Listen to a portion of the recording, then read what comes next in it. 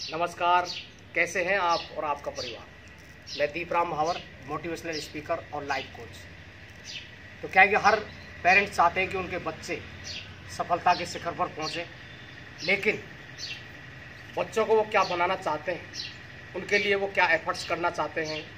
तो कुछ मैं इम्पोर्टेंट यहाँ पर कुछ बातें शेयर करना चाहूँगा कि पेरेंट्स अपने बच्चों के लिए क्या क्या कर सकते हैं। तो कुछ चीज़ें हैं जो कि बच्चों की प्रोग्रेस में, उनकी सफलता में सहायक हो सकती हैं। तो मैं पहले भी कई वीडियो में बता चुका हूँ कि पेरेंट्स क्या करते हैं, क्या खाते हैं, क्या पीते हैं और क्या देखते हैं, उनका सबका असर अपने बच्चों पर पड़ता है। तो कहने का मतलब यह है कि जो बच्चे हैं उनके लिए जो आईना है उनके पेरेंट्स होते हैं। तो हम कुछ चीज़ें हैं जैसे कि कई बार घरों के अंदर हम टीवी देखते हैं या मोबाइल पे खेलते रहते हैं।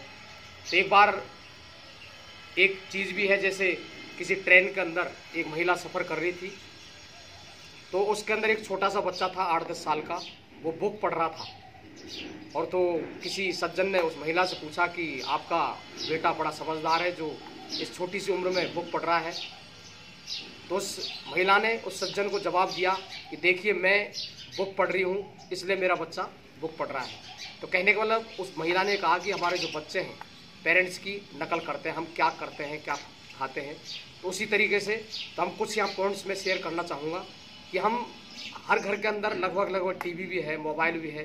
तो हम टीवी, यदि हम चाहते हैं कि हमारे बच्चे पढ़ाई में ध्यान दें और वो अच्छे से सीरियसली पढ़ाई को लें, तो हम रात को लगभग 8 बजे हम यदि टीवी बंद कर दें तो ज़्यादा अच्छा रहेगा, क्योंकि बच्चों से ज़्यादा महत्वपूर्ण इस दुनिया में कुछ भी नहीं है।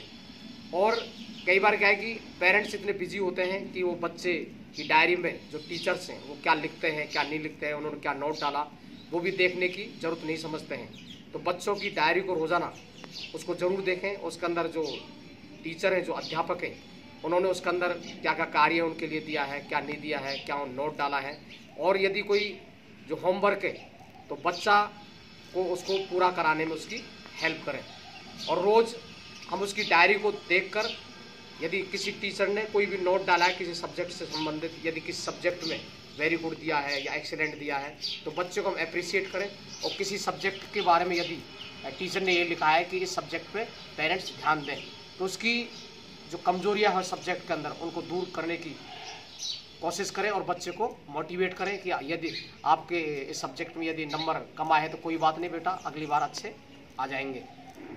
और कई बार क्या है कि हम जो पेरेंट्स हैं बच्चों के अंदर नैतिक मूल्यों का विकास नहीं करते हैं। तो उसकी पूरी की पूरी जो बच्चे हैं हमारे, वो पेरेंट्स की परछाई हैं। तो हम नैतिक मूल्यों का उनके अंदर विकास करें। और कई बार मैंने कई जगह ऐसे देखा है कि जो पेरेंट्स हैं बच्चों से उम्मीद करते हैं कि हमारे बच्चे सुबह 5 बजे उठ जाएँ, 6 बजे उठ जाएँ, लेकिन और वो पेरेंट्स हैं 8-8, 9-9 बजे तक सोते रहते हैं। तो पेरेंट्स भी खुद जल्दी उठें और बच्चों को भी उठाएं, जिससे कि उनको सुबह जल्दी उठने की आदत लग जाएगी। और सुबह सुबह यदि पेरेंट्स भी आधा घंटा या 1 घंटा या 10 मिनट, 15 मिनट यदि योग या प्राणायाम या मेडिटेशन करेंगे, तो उनके साथ साथ उनके बच्चे भी करेंगे। इससे योग और मेडिटेशन से उनका शरीर तो स्वस्थ रहेगा ही, उनका दिमाग भी तेज होएगा। और कई बार क्या है कि हमारे जो पेरेंट्स हैं वो देर रात तक पार्टी वगैरह में जाते हैं, तो बच्चों के ऊपर भी बैड इफेक्ट पड़ता है। यदि बच्चे या तो साथ जाएंगे या यदि नहीं जाएंगे तो घर पे रहेंगे, तो उनके ऊपर भी। तो हम यदि कहीं भी हम जाएं तो पहली बात तो देर रात तक हमें रुकना नहीं चाहिए, और यदि जाएं तो हमें जल्दी आ जाना चाहिए, क्योंकि सुबह बच्चों को स्कूल भी जल्दी जाना होता है। और एक है कि हम जो प्रकृति है, जैसे हम ये हमारा जो बगीचा है आप देख रहे हैं, इसके अंदर ये बड़े सुंदर सुंदर पेड़ पौधे लगे हुए हैं। तो हम बच्चों के अंदर ये आदत डालें कि हम पेड़ पौधे लगाएं, जिससे कि हम कहते हैं कि एक स्वस्थ पेड़ 4 आदमियों को ऑक्सीजन देता है।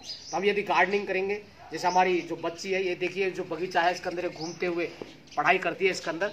तो घूमते हुए में क्या है कि इसकी फिजिकल एक्सरसाइज भी हो जाती है, और पढ़ाई के अंदर हम जितने प्रकृति के नज़दीक रहेंगे उतनी हमारी पढ़ाई के अंदर माइंड कॉन्सेंट्रेट होगा। तो बच्चों के अंदर भी पेड़ लगाने की आदत डालनी चाहिए, न कि पेड़ काटने की। और सोते समय हम एक नियम बनाएं, जैसे कि हम भी जब बच्चे थे तो हमारी जो दादी है या नानी है, गांव में कोई भी बुजुर्ग लोग जो थे, वो हमें रोजाना लगभग कहानियां सुनाते थे। तो कहानियां क्या है, कहानियां बोलती हैं। यदि हम कहानी के कैरेक्टर के अंदर जाकर यदि हम जाएँ तो हमें बहुत कुछ सीखने को मिलता है। तो रात को सोने से पहले रोज़ उनको कोई प्रेरणादायक कहानियाँ सुनाएं या कोई जो संघर्षशील या प्रेरणादायक जो भी महापुरुष है उनके बारे में हम बताएं, तो बच्चों के ऊपर बहुत ही अच्छा असर पड़ेगा। और यदि हम चाहें बच्चों के अंदर उसको और नेचर के करीब ले जाने के लिए, तो जो भी आपकी जो छुट्टियां होती हैं, गर्मियों की छुट्टी हैं या सर्दियों की छुट्टी हैं, कहीं भी जैसे कि आपके श्रद्धानुसार कहीं भी छोटी मोटी जगह उनको घुमाने के लिए ले जाना चाहिए, जिससे कि वो उससे भी कुछ सीखेंगे। और यदि बच्चों के अंदर क्रिएटिविटी है तो उनके उन पढ़ाई के अलावा कुछ और भी चीज़ उनको सिखाना चाहिए, जैसे संगीत है, खेल है, यदि पेंटिंग है, यदि किसी का डांस के अंदर रुचि है तो वो भी सिखाना चाहिए, जिससे कि बच्चे के अंदर क्रिएटिविटी आएगी। और हम घर के अंदर जो भी है वो जैसे डिब्बाबंद चीज़ें हैं या प्लास्टिक की चीज़ें, उनका पहली बात तो उपयोग ही नहीं करना चाहिए, और करें तो कम से कम उपयोग करें, जैसे कि हमारे बच्चों के अंदर भी संस्कार जाएंगे। और खाने की चीज़ें, बहुत सारी जो चीज़ें पैकेज्ड आने लगी, आजकल हर चीज़ पैकेज्ड आने लगी, तो उसके अंदर हम जितना हो सके उनको कम खाएं, फास्ट फूड वगैरह का कम लें, क्योंकि उससे शरीर के ऊपर ज़्यादा असर पड़ेगा, क्योंकि हम खाएंगे वो चीज़ें बच्चे खाएंगे।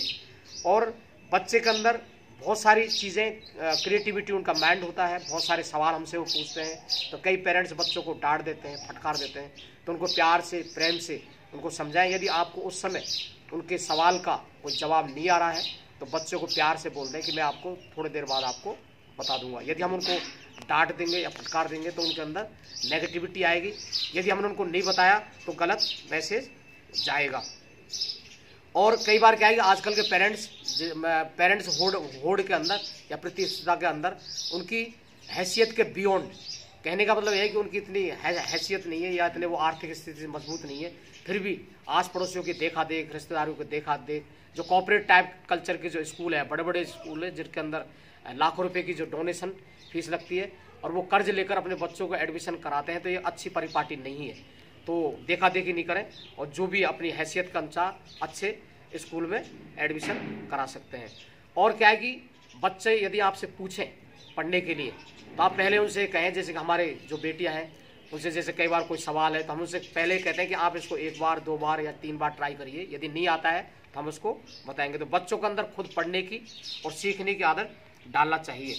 अब आजकल मोबाइल बहुत, वैसे देखा जाए तो अच्छों के लिए अच्छा है, बुरों के लिए बुरा है। तो सोशल मीडिया का हम पढ़ाई के अंदर भी अच्छा उपयोग कर सकते हैं। और जैसे कोई माना कि कोई प्रॉब्लम नहीं आ रही है तो बच्चे उसके अंदर दूसरे बच्चों से शेयर करके उसकी प्रॉब्लम को सॉल्व कर सकते हैं या दूसरों को बता सकते हैं। तो अनावश्यक रूप से हम मोबाइल का उपयोग नहीं करें। कई बार आज देखते हैं कि घर के अंदर 5 मेंबर हैं तो 5 के हाथ में मोबाइल है और उसको अलग अलग कोने में सभी लोग अपने अपने बिजी हैं। तो मोबाइल का सदुपयोग करें, दुरुपयोग ना करें।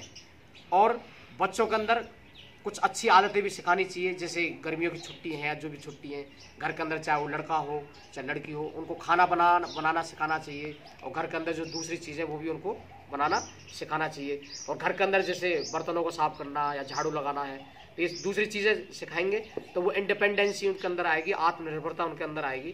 तो ये हमें चीज़ें सिखानी चाहिए। और जो मैंने पहले भी कहा था कि बच्चों के अंदर हम जो भी हम करते हैं पेरेंट्स, उनकी सब असर बच्चों के ऊपर पड़ता है। तो हमें नैतिक मूल्य भी उनके अंदर सिखाना चाहिए, अच्छे संस्कार उनको देना चाहिए।